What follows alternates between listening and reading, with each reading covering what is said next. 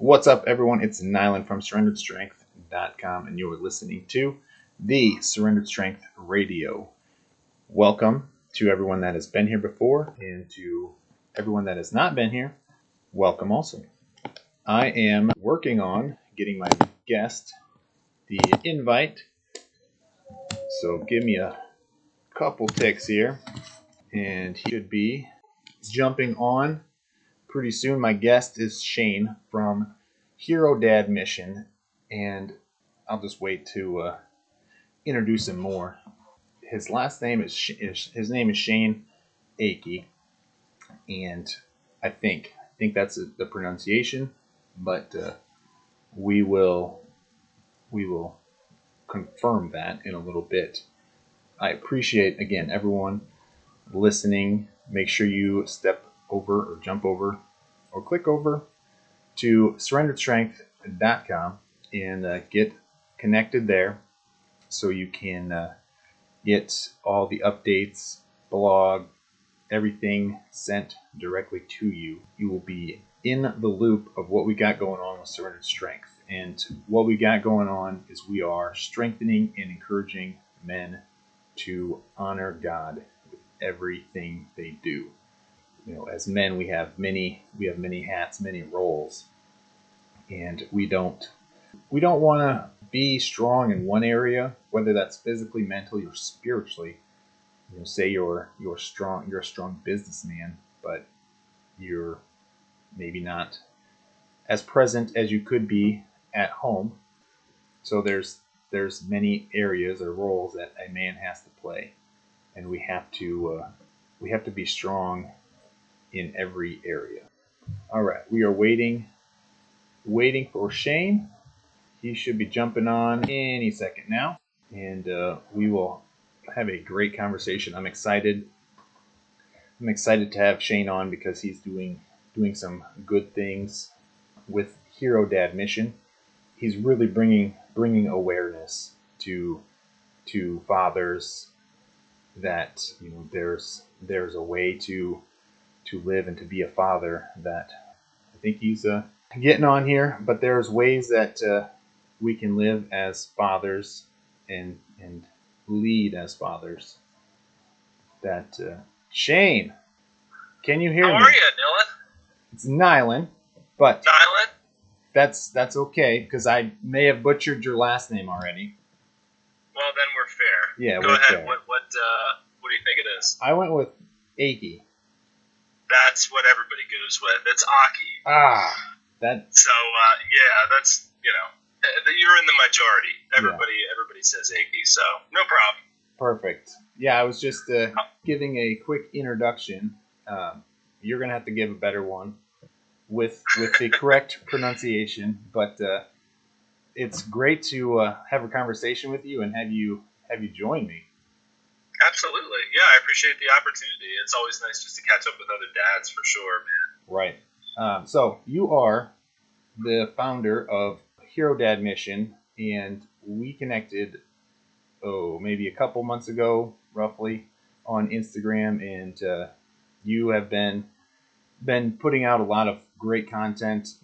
For me personally, you brought a lot of awareness to me as a dad and how I want to raise my children and be a better dad. So that's one of the reasons I wanted to get you on here, because, you know, if you're impacting my life, you're going to be impacting others. So why don't you give a introduction about yourself and Hero Dad Mission?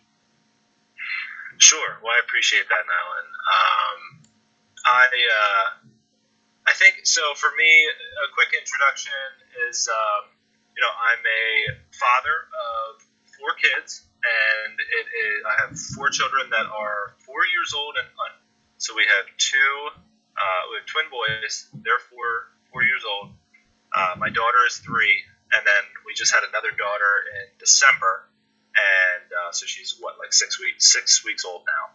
So it's a very stressful, crazy season of life for us right now in this house. But there's lots of moments throughout the day and you know, over the time that my daughter's been born, that we're just amazed by what God has blessed us with and the family that we have. And here at Dad Mission, I would say this sort of was not my idea. I would say this is something that God put on my heart. Years ago, my wife and I, there's a whole story, but maybe we'll get into that later. But I wanted to do something similar, and it wasn't the right time of life, and it didn't quite work out. So that sort of fizzled out, and I just sort of put it on the shelf, put it aside, didn't really think much of it. And during my times in prayer, a question that my wife and I had been asking ourselves for a long time was, why us? Like, why are we in this situation in a good way? Right. Because there's a lot of things that have happened to us that could have just been, 1 degree different, and we could be in a much different situation than we're in right now. Right. So asking that question, and with that in mind, when I was praying, God basically spoke to me and said, because I want you to share your story. So I've always sort of had passion for being a dad, something that I enjoy, and always wanted kids from a young age, like I would say like middle school, thinking about having a family and getting married, all that sort of stuff. So something that he just kind of put in front of me, and I just running with it. So started a website, posting things, just real life. I'm only a father for a couple of years, but there's a lot of wisdom within that, and I have a unique story to tell beyond just being a dad. So getting into some of that as well, but just basically following where God's leading me to go, and it's been a fun journey so far. Not on it for a lot, but it's been an interesting path, and met a lot of cool people already.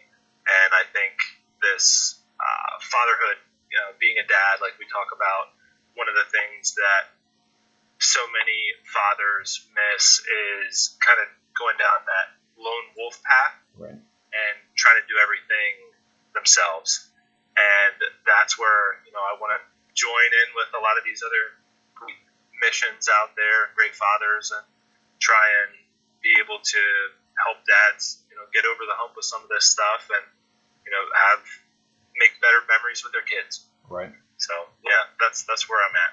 Awesome. And you mentioned having an idea in the past, and God bringing you to this point. And I think there's lots of different roles that as men we play, but there's not many that are greater than being a dad. And I think a lot of men, and I'm sure, or I know I've done this in the past, that we think we have to have some big mission, big legacy, but what greater legacy than our children? Amen. Yeah, and I think even more than that, part of what I really am focusing on is the concept of an ordinary father. A lot of dads, I think, want to spend time with their kids. They want to be there for them, but sometimes it could be like checking off a box. And I think other things become more important. Work becomes more important. Being a part of that grind.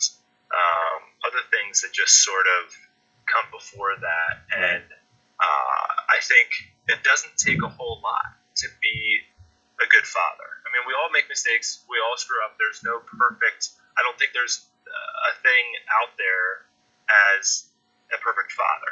Nobody can look at somebody and be like, oh, that guy's perfect. Like, he never messes up. If anybody tells you that, they're lying. Right. So with that in mind, I think it's just some simple things that with your kids, really the number one thing is just to be present. It doesn't have to be any more than that. And that's what I found out that just the other day, and I had a post on this that I put on my social media channels. But just the other day, my kids were playing in the kitchen and messing around, and I came home, and it was a long day, and it was like, oh, now I gotta help my wife with the baby, and dinner has to be made, and there's all these things that go on. and there's other things on the to-do list that you want to get done. And it's like, okay, well, I want to spend time with my kids, but being a dad, a lot of us are like, well, let's do something really fun. Like, I got to find something fun, new, exciting for them to do. And I think we look at it that way a lot more than they do. They just want us to be there. They just want time. So thanks to Amazon, we had this big box that was in the living room, and they just hopped in this box and wanted me to push them around in the box. So that gave us our hour of playtime or whatever it ended up being. And that was it. And they were fine. They crammed in there with each other, and we were all together and laughing. And so I think we overthink it sometimes. So we got to spend a lot of money, or we got to go do some crazy adventure. And those things are fine. I mean, it's fine to do that stuff. But some days, you just want to do something really simple, really easy, and just be with your kids. Just sit there on the floor with them, draw a picture with them. Bring them in on stuff that you do. I mean, there's times where I'll cook a meal and it's like, okay, well, I'd like to be with my kids. Well, hey, do you guys want to come over and help cook the hot dogs, or help cook the meat, stuff like that. And just time with us, time with their dads, I think is the most important thing, and where we make the most memories, that last. So that's what I've found to be really important with them. Right. And I appreciate you bringing up that you work a full-time job. I work a full-time job, outside of Hero Dad Mission and Surrendered Strength. So, it's not like you're just staying at home and have all day to play with your kids and do the things that you would love to do with them. And, there's a lot of other dads out there that are in the same situation. And you're right. It is a struggle, but just being present and, giving them a little bit of quality time is important.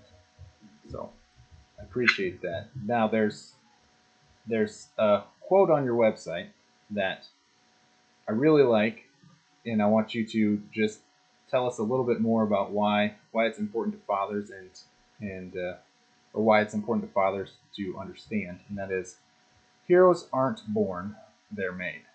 So just talk about that a little bit.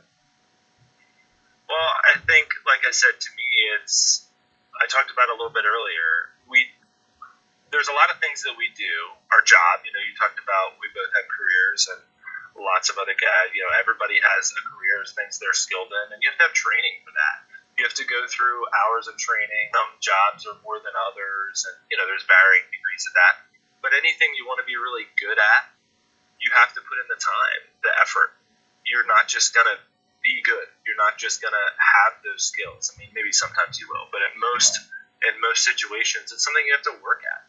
So when I came into, I would say, my marriage and even, being a dad, I think expectations were a little bit like, oh, I'll be able to get through this. Like, I've learned some things and I've read all the books, and that doesn't, you can read all the books you want. You can go through, listen to every story.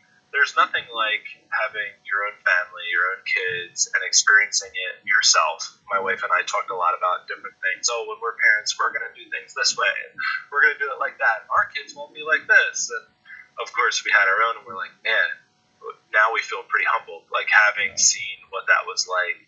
But I think it's really about just like reading some books and really applying yourself and trying to hone those skills.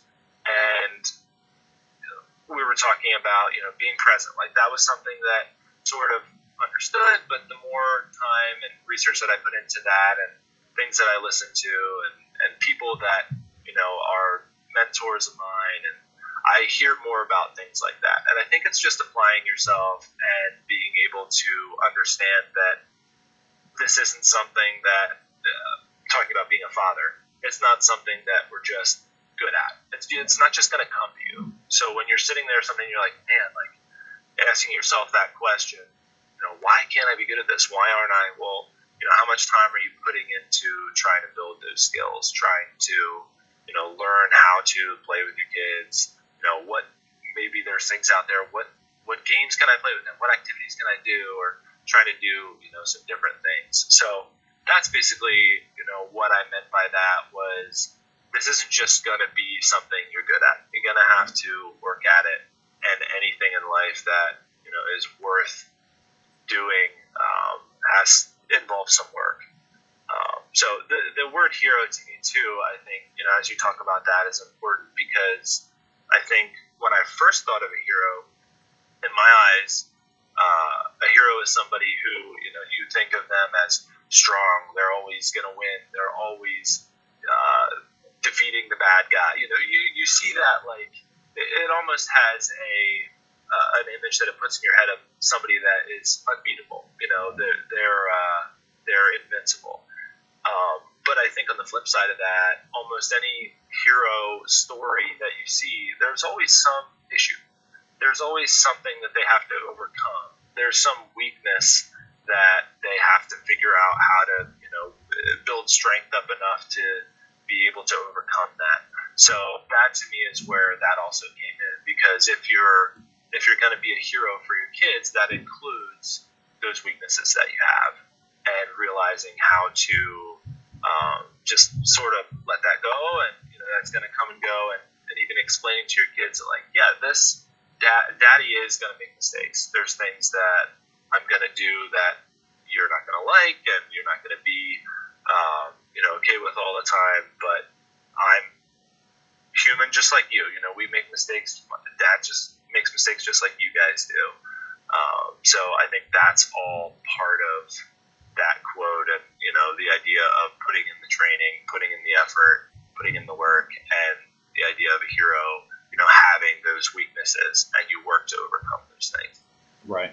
And when I was, just thinking about that quote, the one thing that came to my mind was another quote, and we don't rise to the occasion, we fall to our level of training. And for most dads, our level of training is simply watching our dad. Whatever our dad did, that's our training. Unless you put in time to research and learn how to be a better dad. And for the men, I had a pretty good dad, but there's room for improvement in my mind, and for myself. And I see things that I'm like, okay, this is how my dad did it, but I want to do it a little differently and try and do it a little better. And without that training, and without other men to help us along the way, we're just gonna fall to the level that we know. Oh yeah, absolutely. And I think there's a lot of what you were talking about there with your father, and not knowing a whole lot about that relationship. But it sounds like we have similar pasts, where I was the same way. Like my dad, I have a great dad, and he did so much for us growing up. He worked very hard, and he was there coaching our sports teams, and he never missed anything that I was at, any sporting event or anything like that. That was something that was very important to him to be around.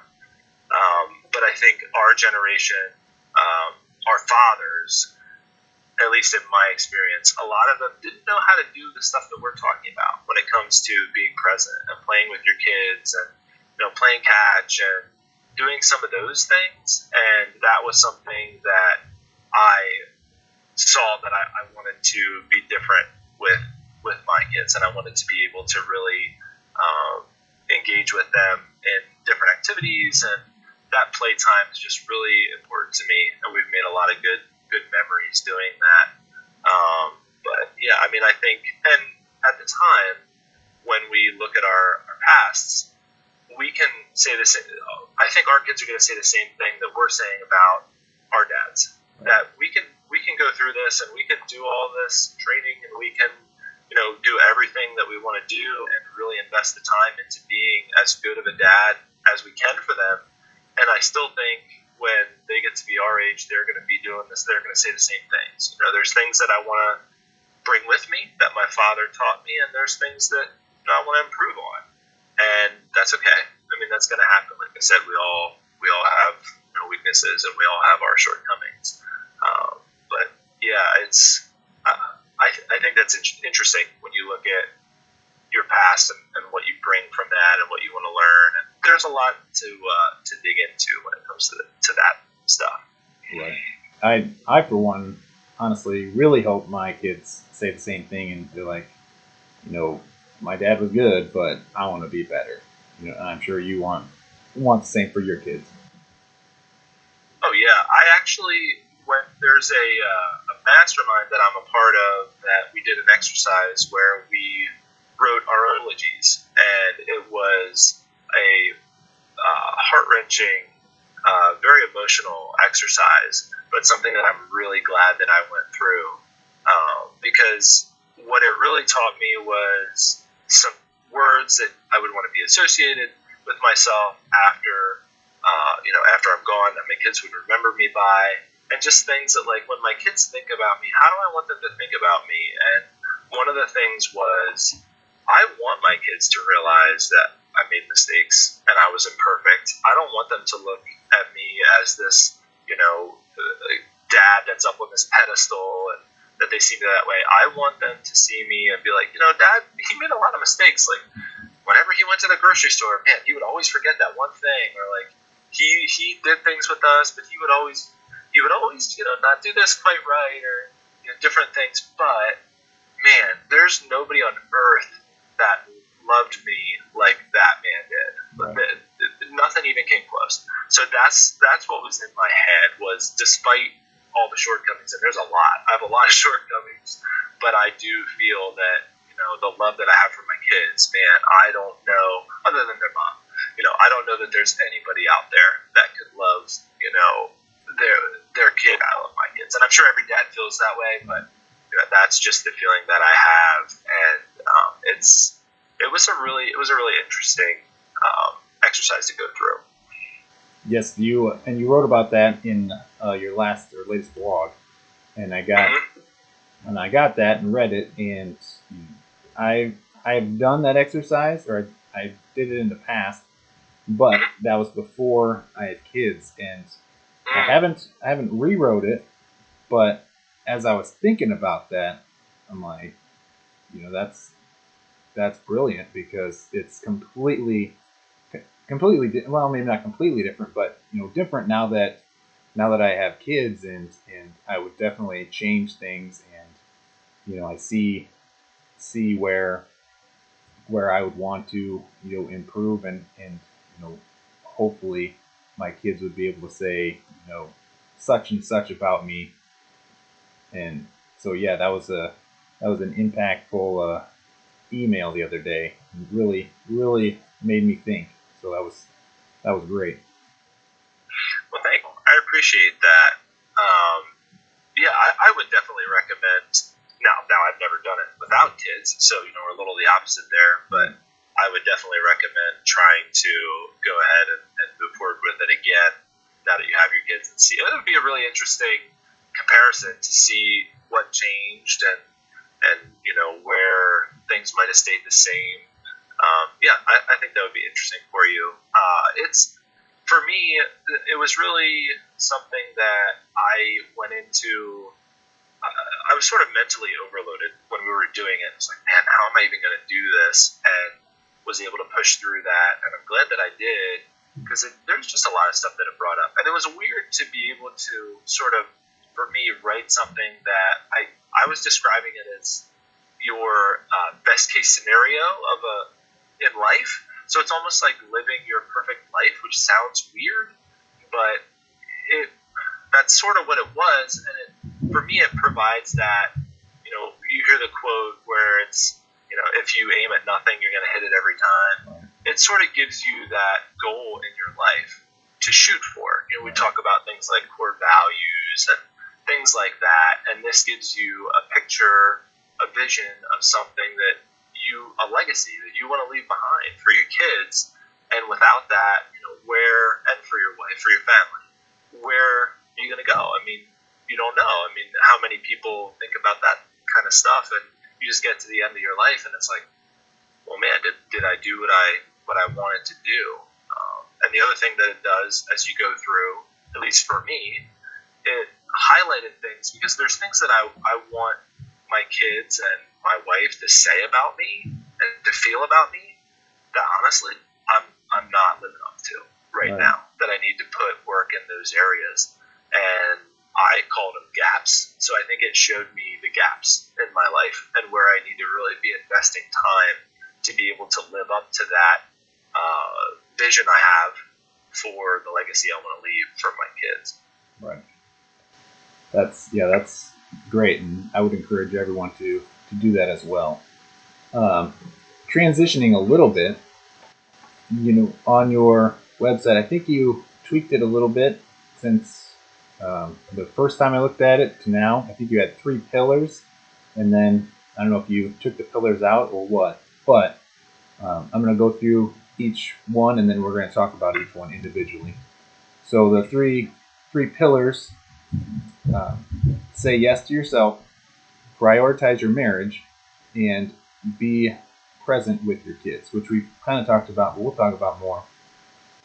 So the first one, saying yes to yourself. The first, I think it's the first line, but you say you can't pour from an empty cup, and that is something that over the past couple of years I've really kind of taken to heart and looked at myself in terms of, how do I want to help others and still, do the things in life that I want to do and how I want to live. And, God has really put that on my heart to, he kind of brought up the verse in Matthew. There's more verses than just in Matthew, but, love yourself or love your neighbors as yourself. And, to me, if you're going to love your neighbors as yourself, you have to start with yourself. And, it's the same idea as you can't pour out of an empty cup. So, just talk about that a little bit more. Well, this is something that I had to learn. This is something that you hear the phrase all the time, happy wife, happy life, and it sounds all fine and good. Right. But that really is a recipe for disaster, because it forces you to we're talking about saying yes to yourself, it forces you to say no to yourself. Right. There's things that, and I'm not talking about, when we're talking about stuff like this, we're not talking about constantly, being on trips and being away from your family and doing things like that. There's little things that every man needs that are going to be able to just re-energize him. Everybody has a different term for it, filling your cup, sharpen the saw, what have you. But whatever you need to get re-energized and to be able to really be your best self for your family, for your kids, for your wife, that's what you need to do. And it's a bit of a process. I mean, I've changed throughout the years, different things that become more important, but you figure that out. And whether it's a morning routine or an evening routine, or you really want to pour into exercise and being able to put more into that bucket. Journaling is a common thing. I do a lot of journaling. Getting those thoughts and ideas out of your head is something I think that's really important. You and I are both men of faith, so obviously reading scripture, prayer, meditation, all those things, where if you are constantly looking to please other people, that can be a good thing to a point, but not when you sacrifice all this stuff. Because when you do that, then in those situations, like especially for me, when I come home and the kids are screaming and they want dinner and the baby's fussy and doesn't want to go to sleep and my wife is at her wit's end, when I haven't been able to put a little bit of time into my own self-care, those are the times when things really break down. And I don't have the patience to handle that. Instead of going to my wife and being like, hey, I'll make dinner, like you go sit down, I'll just complain and whine and, just not be the best husband, the best father that I can be. So it's the other part of that I've heard that could turn some people off, but I feel like it's true, is it's not selfish, it's you're being selfless. So, or hold on, I said it wrong. You're being selfish, so you can be selfless. it's putting time into you that then you can put time into other people. So putting a little bit of effort and investment into yourself is okay, and more than okay, it's needed.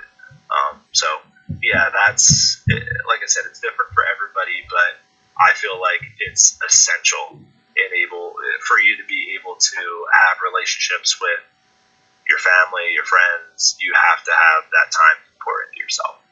Absolutely, and I can fully admit that the first, I would say, probably about 2 years of my marriage. We're going on 5 here in March, but the first 2 years, my wife and I, we, for whatever reason, lack of knowledge, we did not take care of ourselves and do things, for ourselves. I mean, it's not like we didn't work out, didn't eat healthy, that stuff, but the kind of like you said, the journaling, the scripture, like I said, we worked out, but it wasn't per se training in a way. At least in my mind, it wasn't training to make ourselves better. It was just go do something.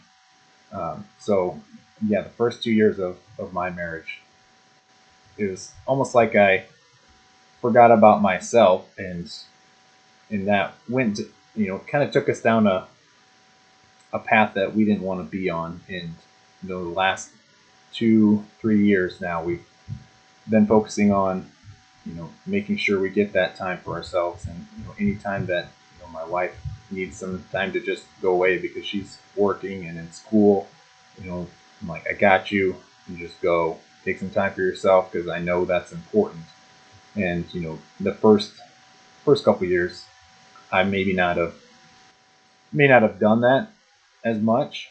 So that's definitely something to learn, and just to take care of yourself so you can take care of others. Absolutely. Now the second one, prioritize your marriage, and I really like the first part there. Put in the work to have a great marriage. So often I feel like people think of marriage as, once you're married, everything's bliss, and it is not. Not that it's bad. It's just there's work, just like you said earlier. Anything that's worthwhile, you have to put in the work. Oh yeah, I think it's a lot the same stuff that we talked about earlier. You have to be able to invest into it in order to see the reward come from it. And you're not, again, just like you're not gonna just be a good father, you're not gonna just be a good husband.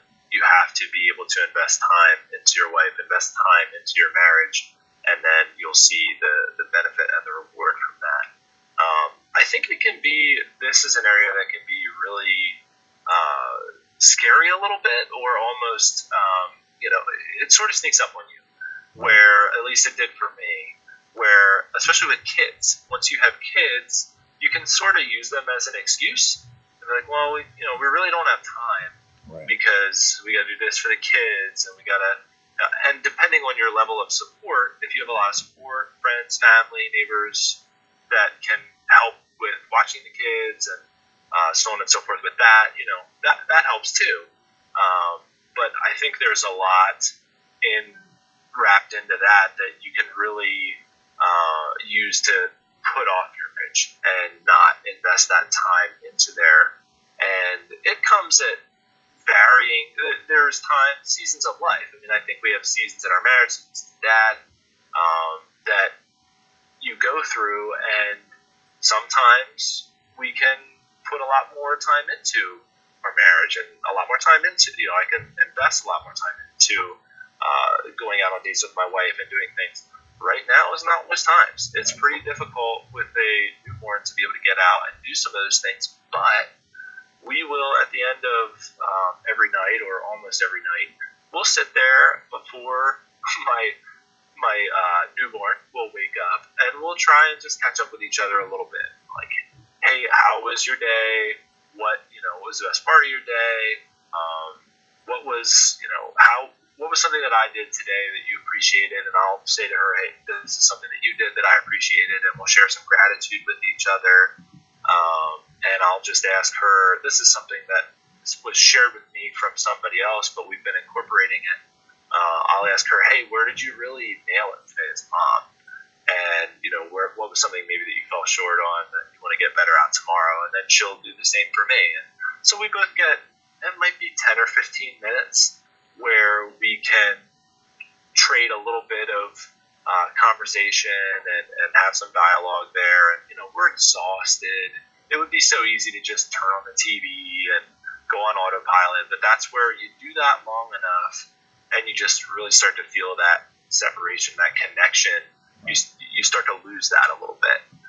So you got to be careful, even with kids, of using that as an excuse that you don't have time to get into the relationship. Something that we used to do that is a little bit more difficult now was something called generative questions. I don't know how familiar you are with that. Not at all. Okay, so that's basically like a lot of the questions that we usually ask each other are, I'll walk in the door, or you walk in the door coming up from work, and you go, oh, how was your day? And the response you get is, good, fine, very short. It doesn't really give the person that you're asking the question to a whole lot of room to think. It's not a good question. Right. So I started asking my wife questions like, hey, what was the best part of your day? Or, what made you smile today? And different things like that. And then we would come up with ones that maybe were even a little bit more detailed. I asked her one time where I said, who are the 3 people that most inspired you in life? Most, it meant something to you, and, why was that? And I thought she would be like, oh, I sort of knew she would say, and I thought it would be like 5 minutes and we'd be done. And we talked for like an hour about these people and what they meant to her life. And she was like, oh yeah, I've sort of about that story. And she would share that. And so it was just really interesting to see how that one little change, and we felt a lot more connected just by incorporating that, changing the way that we ask questions and we talk to each other. And I would, for anybody who's going to try that, I would caution you, because if you haven't done it and you all of a sudden are like, so, who are the 3 most important people in your life? Your wife might look at you and be like, who are you? Like, what are you trying to do? Right. But the more that you stick with it and continue to do that, I think the more that she'll realize, oh, this is an actual change. Like, he's not just doing this to get something. There's no expectation. So that also is really important when it comes to that stuff. You have to actually be consistent with what you're doing and make sure that your actions follow up on your words. That's something that I struggled with over it. It was like, hey, I want to do this generative question thing. And my wife would kind of look at me like, oh, okay. Like, well, we'll see if that actually happens. Right. So being able to match your actions then with the words that you say, I think is really important. Absolutely. I can definitely relate to that. I know I've done that where I'm like, oh, I know I want to do this, and then for whatever reason, I didn't follow through, and yes, the follow through has to be there, or it's just not gonna end well. So absolutely. Another thing I think, or another reason why I really like that you put prioritize your marriage second is, that gives our kids a foundation for what relationships are supposed to look like, and that is going to be extremely important for them in every aspect of their life. Oh, I think it's huge. It's something that when I think about our kids, and someday, I have 2 sons and I have 2 daughters. So for my sons, I want them to understand that someday, when they hopefully have kids, that their wife comes first. You love your kids are important, but your wife is your first priority. She's the queen, you're the king, and then they come after that. So I want to be able to show them that, yes, I love you and you guys are important to me and you mean the world to me, but your mom is my first priority. And even if they don't understand it right now and they don't express that, I think they feel it. I think it's important for them to see that, you know, mom and dad are okay, that they like each other, they hang out, and they see eventually, when we get back to that, for us anyway, getting out and going dates and doing things like that, investing in our marriage. And when we do that, we do tell them, like, why are you guys, they'll say to us, why are you guys going out? You know, what are you doing? And we're like, mommy and daddy have to invest in our marriage. We need to spend some time with each other. And, you know, because if we can invest in our marriage and we're happy, we can be able to really invest more in you guys and spend time with you and pour more time into you. So, you know, I talked about with my sons, and then I think on the flip side, with daughters, they also need to see it, because eventually I think they want to have a husband that is going to treat them that way, that I would treat my wife, or we would treat our wives, where they're more important than the children. So I think on both sides, you know, it makes a lot of sense. But yeah, I think it's really important, and we don't want our kids to think that they're the center of their own universe either, because that's obviously going to have issues down the road. Yeah. And that's something that is becoming very difficult for us right now, is trying to teach patience, because of all the children that are there, and everybody has different needs, and mom needs things and baby needs things, and so that is a really important lesson. And I think that just ties in with this, that, you know, you guys have to understand that there's sort of a hierarchy here. You know, mom comes first, and then, you know, you guys are after her. So yeah, that's a really good point that you bring up. Absolutely. Now the third pillar, we kind of talked about it already, but, you know, be present with your kids. And, you know, you say quality time over quantity time. And me, I think I've been struggling with this over the past month or so. You know, I've been trying to have more time, but, you know, as you said earlier, it's not necessarily more time. It's just being present and having that quality time, instead of, you know, trying to do big crazy adventures and, you know, a lot of time. Just be there and really enjoy them while we're there. Yeah, and I found that that's where I have the most satisfaction. You know, it was probably COVID, I guess. I just stayed home. I didn't test or anything, but I was sick, and I'm pretty sure it was probably COVID. Yeah. But I was on the couch, basically out of commission, and I felt horrible. You know, not just physically. I mean, physically I feel great, but mentally, and just about, you know, my life at that point, when it came to my family and my kids, like, I just felt terrible because I could do nothing with them. And I realized even more so, like, at this point I had already gone through and determined what my core values were, although they've changed some even since I've done them. But family is very high up on the list.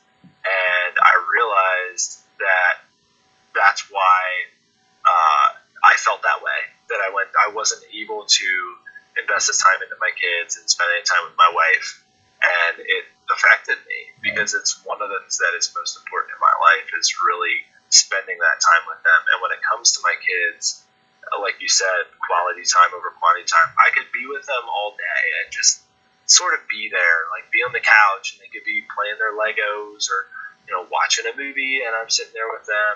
But when I'm out with them, there's a memory I have where over the summertime we have a trampoline outside, and we're playing on the trampoline, and they love to bounce on there and play all sort of crazy games, like anything but just bounce on a trampoline, like most, you know, people do.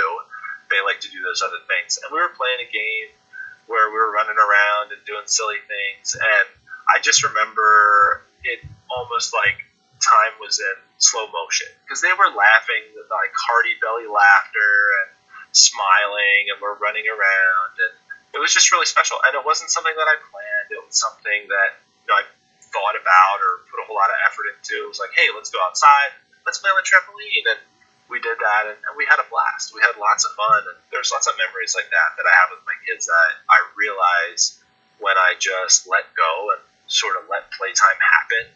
That's when the best memories and the best moments sort of just come alive. You know, when I'm trying to recreate or invent things, or sometimes it goes okay, but more often than not, it's just, hey guys, I'm here. I want to play with you. What do you want to do? And let it just go from there and just have fun with it. Right. It's always fun to kind of give them the lead and just see where their mind goes when you're playing with them. Because I mean, I know they're far more creative when it comes to playtime than I am at this stage in my life. I mean, I can be a little creative, but they're always leaps and bounds ahead of me with that. So it's definitely important to let them, just lead and just go with it. Oh yeah, for sure. And I think it's been interesting too because it sort of for me anyway, it lets the little kid in me to loose, and I can be silly and goofy and get on their microphone and have silly voices and do silly impersonations and be an animal and be a monster and do those things that I think are healthy for us. I sit on a computer a lot. I think a lot of times our imagination sort of dies as we get older. So it's really cool, like you said, to see with kids what they come up with and different activities and where their imagination goes. And it's fun to be a part of that, just to get out of our own, repeat where it's work, home, dinner, chores. It can get really mundane, and sort of getting into playtime and engaging with them and just doing some different things that take you out of your comfortable box and get you maybe being a little bit different and doing some things that maybe you wouldn't normally do. But your kids don't care. They're not going to look at you and be like, oh, daddy, that was a really bad Elmo voice that you did. You could really work on that. That they don't care. They just want you to be there and play and good for them. And so I enjoy that. Honestly, it's something that I've thought about a lot. Like as my kids grow and get older, and we're going to transition into different sorts of play where they don't want to wrestle around as much on the floor and they want to do different things. And it'll be challenging for me because I enjoy that time with them, being able to just be down on the floor playing Legos, racing cars, whatever it is. My daughter, she does my makeup, different things like that. It's just I have fun with it. And I think that's what it's really all about. Just being there, letting go, and for whatever it is, 20 minutes, half an hour, 15 minutes, just be, like we said, quality over quantity. Just be there with them, engage.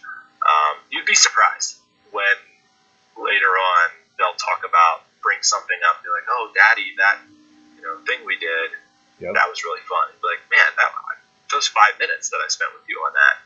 So yeah, that's one thing I've seen in my 4-year-old. He will, I don't know if he has a really good memory or it's just something, but he always brings something up like, oh, remember this time and this happened, and I'm like, oh yeah, you're right, that happened, but it's a memory for him, and yeah, that's it's fun to see, and I agree, it's kind of fun to just be a kid again and to just enjoy the things that we used to do.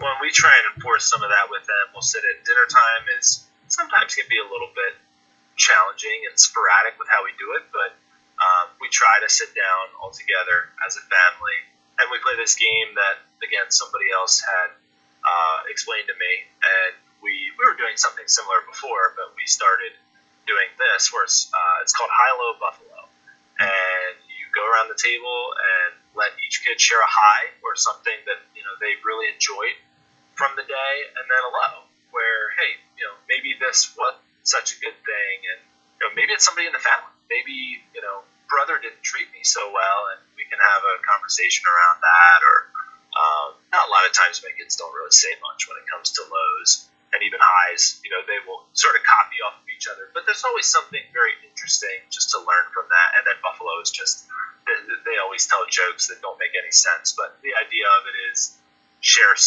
whatever you want. It could be something you learned today, it could be a song that you like, it could be a movie, whatever. I mean, my kids are only 4 and under, so some of this is a little bit difficult, but we want to try and get them started early on it so that when they get to the age that this is going to be something that I think they understand more, can really engage a little bit, that they're already sort of used to doing it.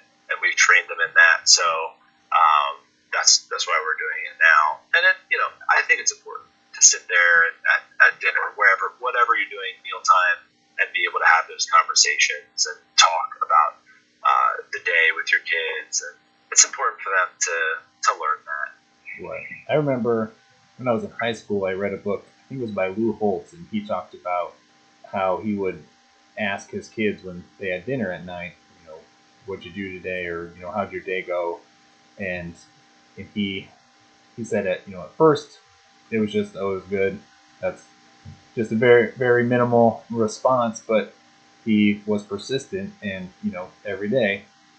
And then finally the kids would open up. So I would say, for men that have, older kids and you want to start doing what you're doing, whether it's high-low buffalo or just asking them, what was a positive or a negative or, for the day, if you haven't done it, it is going to take some time to get them to open up. But it's great that you're starting them at a young age. Yeah, and I think with older kids too, the questions sort of change. I mean, high-low buffalo works for a while, and I started to ask some different questions. Right. Like, hey, what was the best part about your day, and then what are you most looking forward to tomorrow, and what was something that really challenged you today?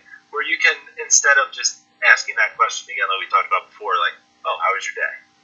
It just doesn't leave a whole lot of room, like we were talking about before, for creativity or imagination. It just becomes, it's way too generic, and I think it's very easy to answer that question with just like, oh, it was fine. Yeah. And you don't really get anything out of that. And maybe for a while your kids won't say anything. Again, it's something you have to invest time in and be consistent, and hopefully you'll be able to reap some of the benefit from that. Absolutely. Well, Shane, I know you have kids napping and your time is limited, so we'll start to wrap it up. I want to say, first and foremost, thank you for coming on and having this conversation. It's been fantastic, and I was excited, and I'm really glad we had the conversation. One of the things that I think you're doing really well, and I appreciate, is just you're creating awareness for dads that there's ways to learn and there's ways to grow and to just be a better dad, and it's an important role that God has given us. So I appreciate all that you're doing, and why don't you just give the final word and let people know where they can contact you, and I'll put links in the show notes so they can get in touch with you as well. Sure.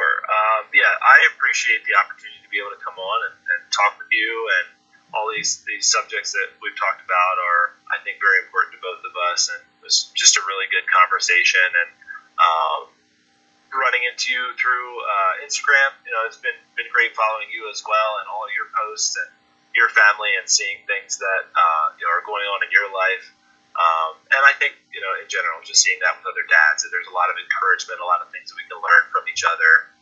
So I'm just happy to be a part of that, and in whatever way that I can, if it's one person that sees a post or something that I have and can learn something from that, hey, that's a win in my book. So yeah, if you want to learn more about my life, the mission, and read some of the blogs that I've written on things like how to write your own eulogy, and talking about the Hero Dad mission, and some of the things we've talked about in here, generative questions, things like that. My website is herodadmission.com, and then I also have Facebook, Instagram, and there is a email list as well. So if you want to have the blog just sent to your inbox, you can sign up for that, and then it'll get sent to your inbox every week as well. Would love to have more conversation with people out there, and more dialogue about this stuff. Perfect. And I will say I'm subscribed to the email, and it's not a bunch of emails, but when you get them, they're quality. So I would encourage every man to get signed up to just become a better dad. Appreciate that. Yeah, it's just blog post. We send that out so you can have that right in your inbox. And there's some other things that are little bit. I have my time is constrained at the moment, but there's other things that I've thought about. But right now we're just sending out blogs. So the convenience of that, having it in your inbox, I think is really helpful. Absolutely. Well, Shane, thank you again. Hope you have a good day, and we will definitely be talking again. Well, thank you so much. I appreciate being here and the opportunity. And yeah, we'll be in touch. All right. We'll see you later. See ya. All right, man. That was Shane from Hero Dad Mission, and what a great conversation that was. You know, men as men of God, we've been given a lot of different roles, different hats to wear. You know, as husbands, as fathers, as sons, but there's not one that I think holds a greater value than being a father. You know, if we look at Abraham's life, he had one son, but you know, from that one son, nations came from him.